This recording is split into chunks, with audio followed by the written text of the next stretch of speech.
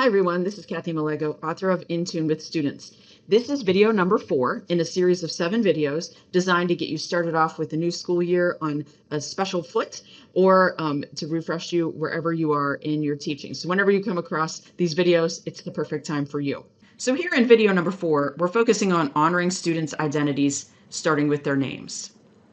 Okay, the students have found you, they've gotten in the door, they feel welcome by your space, and you're actually there with that new student right there in your lesson space, ready for that first lesson. It is imperative that you learn how to say that person's name, your students' names, and that is foundational to their identity, your actual name. Think about it when you hear your name, even if it's not somebody calling out to you. Like if I'm walking around an amusement park and I hear somebody yell, "Kathy!" like, wonder if they're talking to me, right? We hear our name even in a really loud or busy place. It's easy to hear our name said. And that's because it's just really important. It's like who we are. It's our name.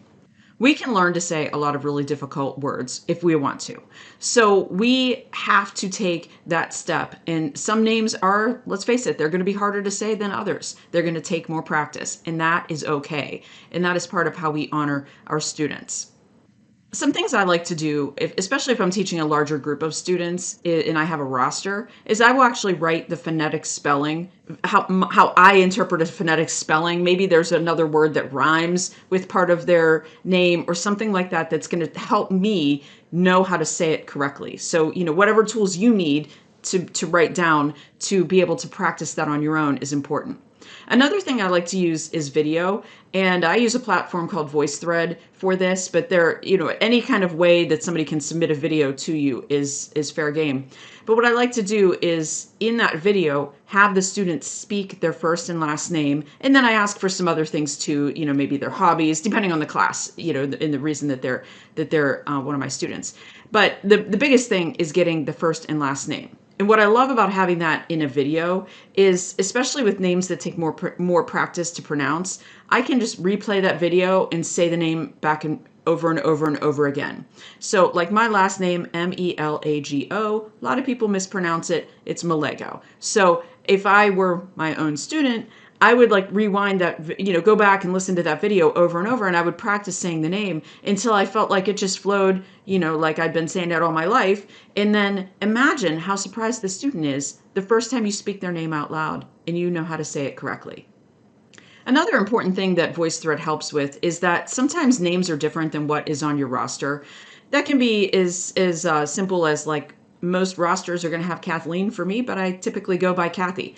But it also can be for students who might be transgender. You have one name on your roster, and if you're calling that out loud, like say you're teaching your students in a group, you might be in a way outing that student. Maybe it's not obvious that that student may have had a different name at some point in their life.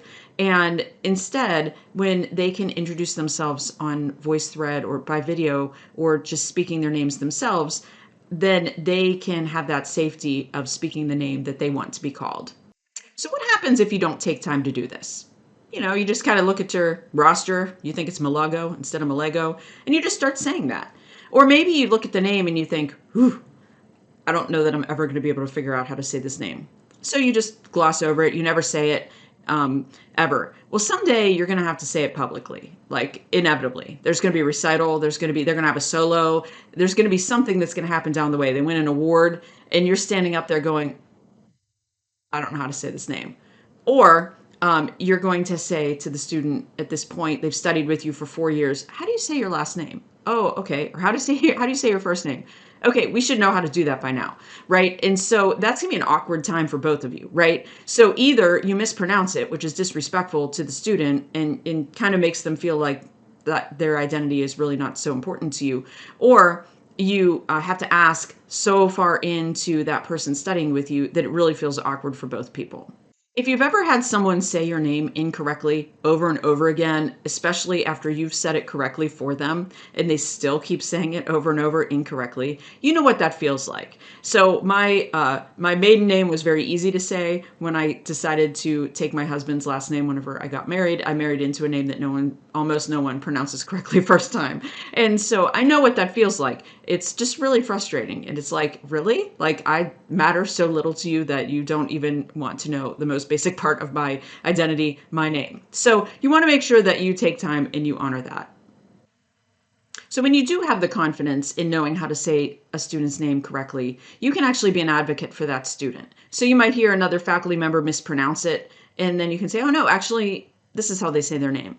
And that can help because students don't want to necessarily correct a teacher sometimes. And so teachers are in the position of power, as we've talked about in previous videos. And so they might just let you mispronounce the name forever, and then you actually just think that that's how it's said because they haven't said anything. So if you are somebody who does learn how to say the student's name correctly, they're going to appreciate it, and you're going to be able to help that student honor their identity by making sure that other folks know how to say it correctly too. So thanks for watching, and I hope to see you in video number 5 coming up.